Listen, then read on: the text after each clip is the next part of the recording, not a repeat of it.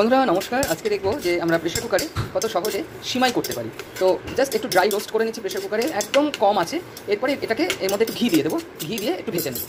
বন্ধুরা ঘি দিয়ে দিয়েছি, হালকা আছে, একটু ঘি দিয়ে এটাকে একটু নেড়ে নিই। বেশ একটু লাল লাল লাল লাল হয়েছে।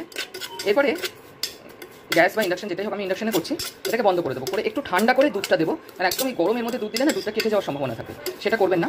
তো দেখুন ভাজাটা হয়ে গেছে, বাহ এটা খুব সুন্দর গন্ধ বেরোচ্ছে। তো আমি কি করছি, ইন্ডাকশনটা দেখুন আমি অফ করে দিচ্ছি।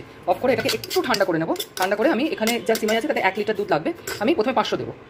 বন্ধুরা প্রথম 500 ml দুধটা ঢেলে দিয়েছি, একটু ঠান্ডা হলে দুধটা একটু ফুটে নিই। এরপরে এটাকে হালকা একটু প্রেশার কুক করে নেবো, তাতে ভালো হবে সিমাইটা।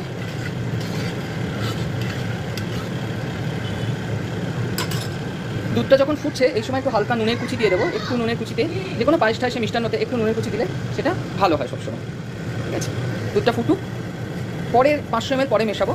আগে সিমাইটাকে হালকা প্রেশার কুক আমরা করে নেব, করে নিয়ে পরে আমরা এটাকে পরে দুধটা মেশাবো। দেখুন বন্ধুরা এটা ফুটে গেছে। তো এবারে আমি কি করব, কুকারটা ক্লোজ করে দেবো। দেখুন কুকারটা ক্লোজ আছে, তো ফুল সিটি দেবো না, একটু প্রেশারাইজড হলেই বন্ধ করে দেবো। ফুল সিটি দেওয়ার প্রয়োজন নেই সিমাই যেহেতু, জাস্ট প্রেশারাইজড হলেই বন্ধ করে দেবো। তো কতটা প্রেশার হলে বন্ধ করবো সেটা বলে দেবো। আর আরেকটা ব্যাপার সেটা হচ্ছে যে ফুল সিটি দিলে অনেক সময় ওপর দিয়ে উঠে আসার চান্স থাকে, যদিও ঘি দিয়ে ভাজা ব্যাপারটা তবু।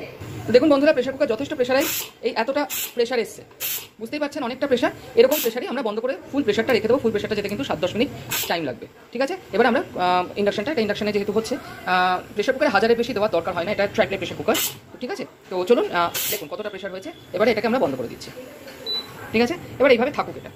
দেখুন বন্ধুরা 6-7 মিনিট ওভার হয়ে গেছে। তো এইটুকু প্রেশার আছে, এইটুকু প্রেশার আমরা রিলিজ করে দিয়ে আবার ইন্ডাকশনে বসিয়ে আমরা বাকি দুধটা দিয়ে দেবো। দেখুন বন্ধুরা সিমাইটা এরকমভাবে সুন্দর সেদ্ধ হয়ে গেছে।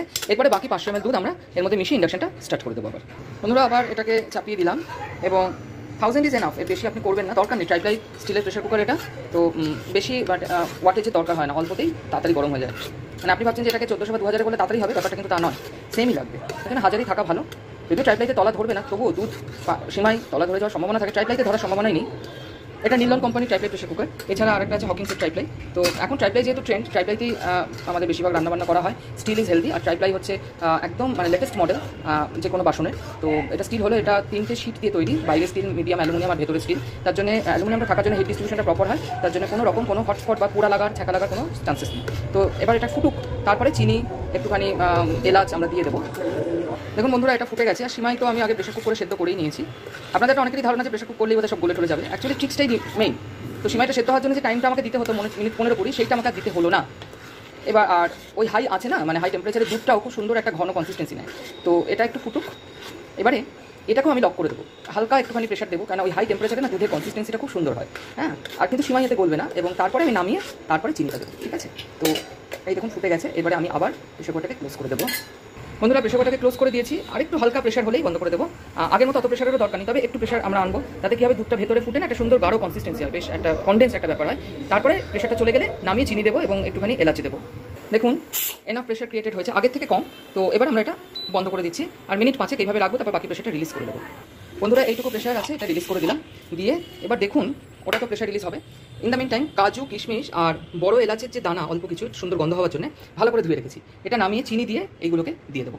দেখুন বসিয়ে দিয়েছি, এবং এটা আপনারা বুঝতেই পারবেন প্রেশার থেকে নামার পরে এর কনসিস্টেন্সিটা ভীষণ গাঢ় হয়ে যায় এবং দুধের একটা ক্ষীর ক্ষীর রং হয়। এটাই প্রেশার কুকারে করার সুবিধা। যেখানে আপনাদের দুধ শুকাতে অনেকটা টাইম লেগে যায় দুধের ঘন ভাবটা আনতে, সেটা প্রেশার কুকারে খুব ইজিলি হয়ে যায় এবং অ্যামাউন্টটাও খুব একটা কমে যায় না। আমি এটাই বলতে চাইছি যে এটা 1 লিটার দুধ দিয়ে করা, মোটামুটি 1 লিটারই থাকে, একটু কমে যায় হয়তো 900-800 হয়, কিন্তু এরকম না 500-600 হয়ে গেল। তো এইটা প্রেশার কুকারে করার একটা বড় সুবিধা বলে আমি মনে করি।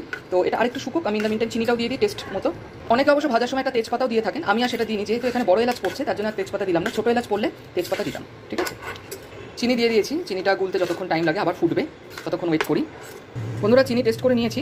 এবারে আমরা যেটা করবো সেটা হচ্ছে যে এটাকে একটু শুকিয়ে, এটা মোটামুটি কততে আছে দেখুন 800-তে আছে, 800-তে আছে। এটা মোটামুটি 5-7 মিনিট একটুখানি এরমভাবে ফুটিয়ে শুকিয়ে নিই। এটা উতলাবে না, যদি উতলা গ্যাসটা একটু কমিয়ে দেবেন, দরকার হলে ঘি আছে যেহেতু উতলানোর চান্স নেই। দেখুন বন্ধুরা এটা বেশ ভালো করেই শুকিয়ে গেছে।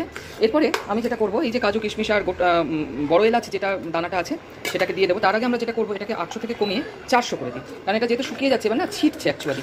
তো এই ছেটাটাকে আমাকে বন্ধ করতে হবে, কারণ ঘন হচ্ছে না, ধীরে ধীরে বেশ ঘন হয়ে গেছে। এটা বেশ 5-6 মিনিট শুকানোর পরে ঘন হয়ে গেছে। আর দুধটা আগে থেকে যেহেতু প্রেশার কুক করা হয়েছে এমনি কনডেন্সড হয়েছিল।